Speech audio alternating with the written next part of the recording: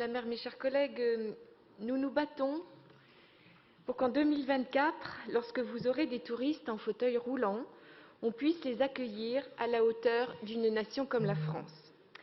Cette phrase du directeur de l'Association des paralysés de France, Alain Rochon, nous rappelle qu'en dépit d'un contexte budgétaire très contraint, les Jeux olympiques et paralympiques de 2024 sont une aubaine pour rendre la capitale accessible à 100%.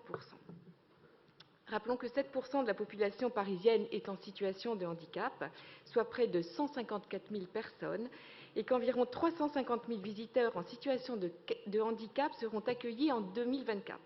L'enjeu est donc de taille.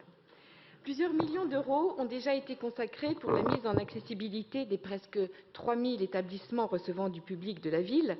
Toutefois, si l'accessibilité des ERP est une obligation légale depuis 2015, nombre de commerces n'ont pas les moyens d'effectuer ces travaux, d'autant plus après cette année difficile. Or, la ville dispose de peu de marge de manœuvre et de leviers d'action pour accompagner et soutenir les établissements privés dans leurs travaux de mise aux normes.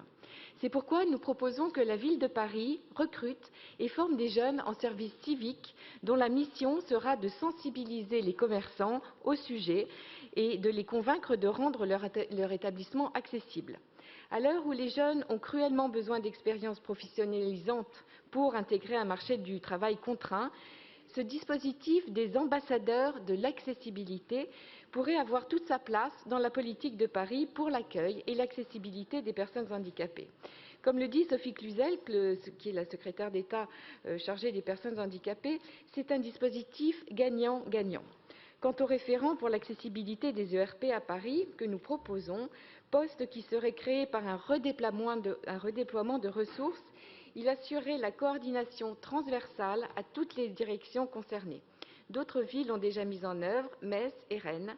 Nous pouvons nous en inspirer. Je vous remercie.